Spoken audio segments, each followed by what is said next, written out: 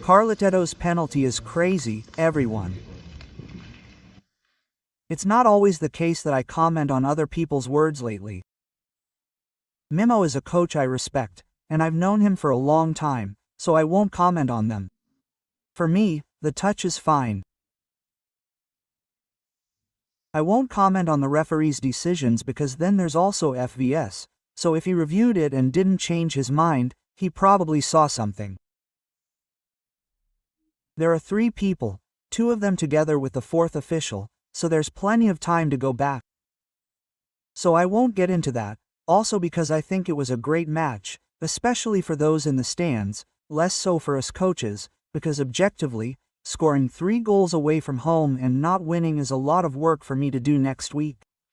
Thank you. You're welcome. Thank you. Good evening, Mr. Lorenzo from Umbria. Did you expect such an aggressive doubt? Good evening. Yes, we prepared this, so maybe I haven't prepared it yet.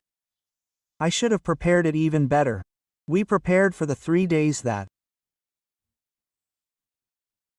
passed after the Coppa Italia precisely on these plays, on the mantle and then sending Minta forward, the 70 who is a fast player, and we knew we had to take him off or go and apply the first pressure. Unfortunately, I certainly didn't explain it well enough in these 3 days, so it's definitely more my fault than the boys. The result was fair despite the Gubbio coach pointing out that perhaps there wasn't a penalty. Apart from the 2 expulsions of the 2 defections, Capuano and Martella, how much did the game change for Ternana? Well, it changes because then he arrived 30 seconds after the start, especially Capuano's, so at 30 seconds something changes and Martella is definitely good at footwork, and so at this moment Alessio had a great game, he scored. He could have done better for sure on the second goal, but he's a guy we've recovered, and playing center left for a player who's not good at footwork, we lack something, you know. But I repeat, when I say I'm not worried, it's because they are players who can play. Sure, being thrown in 10 seconds after the start and immediately after a quarter of an hour 2 out of 3 center backs in the non-possession phase, at least in terms of movement, help, knowledge, you can go a bit crazy. But I don't think it's just 1 or 2, I think we did the negative transition phases badly, in terms of reading the game, in terms of malice. After the 2-2 the team was pushing, to go and win the game on the goalkeeper's ball. Don't make a foul. I mean, we don't make a foul that deserves a yellow card, so I'm sorry because we need a little more malice. Malice is not easy to teach, it takes time for younger players. They rightly come out, Saber, who is an experienced player, blocks the player, gets a yellow card. These are things that need to be improved over time. Those who play, those who maybe come from leagues that they haven't played much in years, we will help them to grow little by little, but a team that never gives up, gets back into the game, and at 2-2, objectively, except for that counterattack for 3-2, the team really pushed hard. Mr. 2 things, the conditions of Capuano and Martella, so what happened, and then an emphasis on what you were saying just now, right? The positive aspects, a team that comes back from behind 3 times, it's not something you see every day. Perhaps these plays by Gubbio that opened up between the midfield and the 4th midfield put us in difficulty, especially on the right. Minta seemed like a player who could practically do whatever he wanted. It's a discussion that you prepared, as you told us just now, but it's a discussion about keeping the team a little tighter and shorter so as not to open up these gaps between the midfield and the 4th, or did we open up a little, also because we wanted to attack them, we wanted to. So, let's say that we had the start. So, let's say that the goals above, well, the first one was an injury, right? He didn't see the player, he was in the open field, well, they went away. The second one was too easy too, right? In the preventive, right? Then, after 2-2 when you push so hard, it's okay to concede a little, right? Precisely for this reason, if we are in the opponent's half, the third goal and the 77 receive in their half.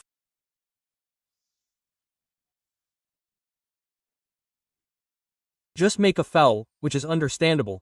The team gets back on track and it's normal that we had prepared there and, after the 2-2, we got this ball up between Bracchetto. It's understandable because then we pushed a lot with Drika and it's understandable that you remain a bit more open, but, I repeat, I'm certainly sorry for not having won by scoring 3 goals away from home and having pushed so much.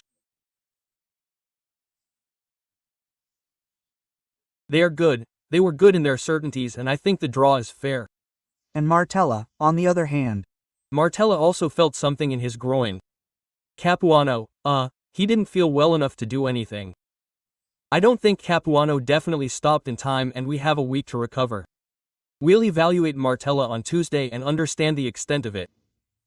A question, Coach, if I may. Giacomo Branco TRG. I wanted to know how Pedinari completes the attack, because despite the 3 goals he's already scored since he returned, also for his characteristics, he seems to me perfect to play with both Ferranti and Dubicka. We have 4 forwards who are all very good. I think they can almost all play together. I'm happy with the work that all 4 forwards do.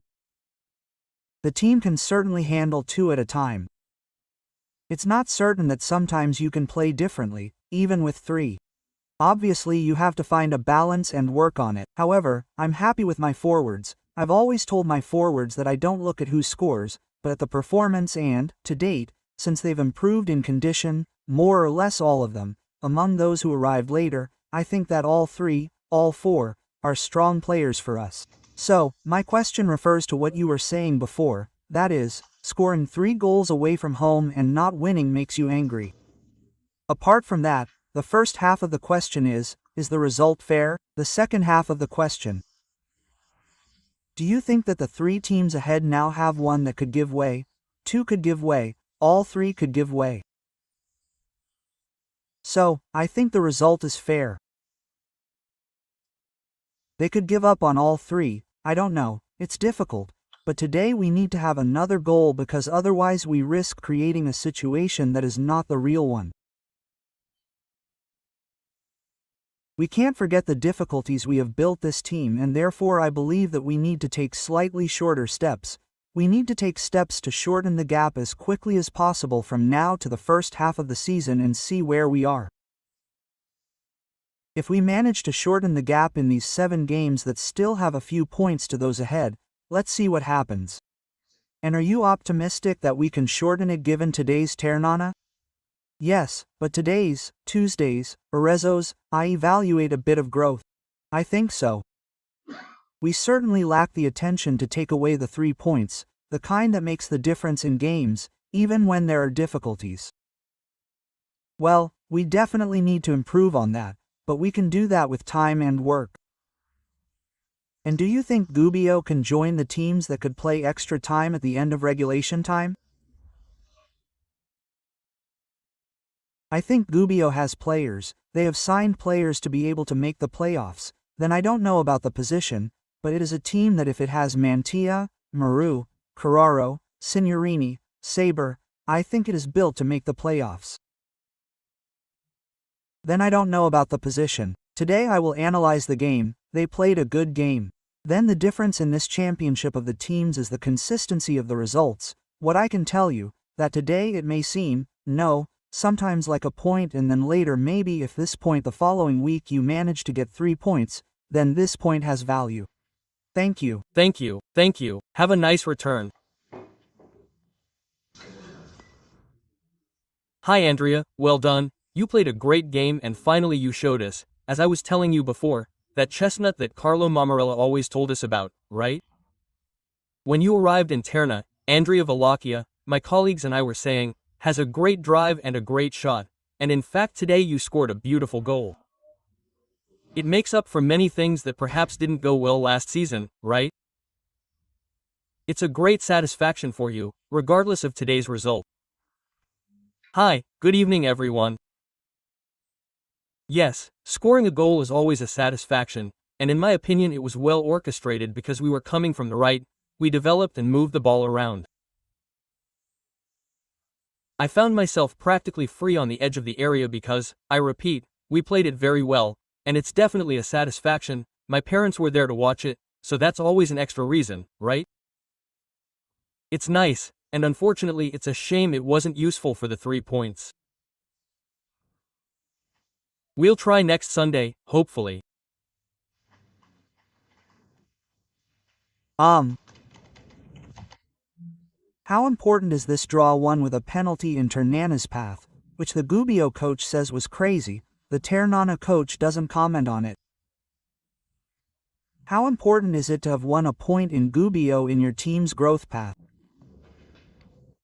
But it's certainly important if we look at the glass half full. In any case, we are giving continuity to the results because we are coming from a positive streak, and if we also add the cup, in the locker room we were disappointed, we believed in this match.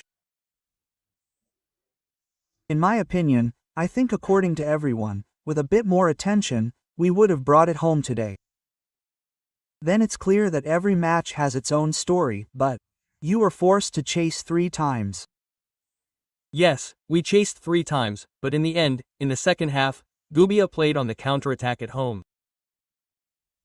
In any case, it was a demonstration of our strength. As I said, come on, let's look at the glass half full, and we are continuing to give results. We need to smooth things out a bit because conceding 3 goals away from home is certainly a warning sign, and on Tuesday at the field with the coach we will analyze and see where we went wrong. Thank you all.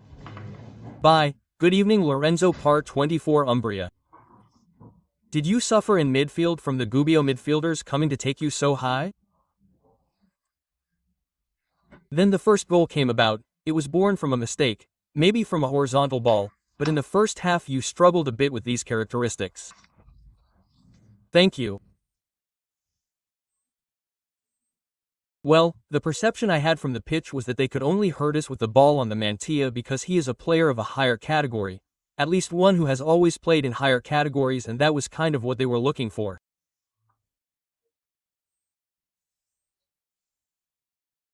Then they also have good ball handling players in midfield, but honestly it's not like they personally gave us much trouble in midfield.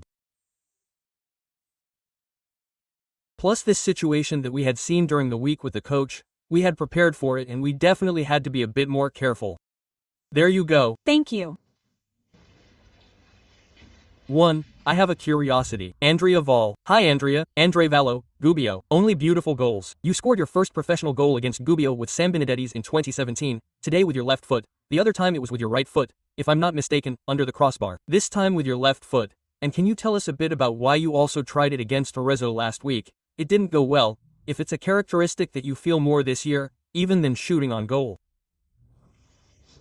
So, I'll answer you with a joke. Now I'll immediately point out a fault to the league. If I can always play against Gubbio, given that these are the results. No, come on, jokes aside.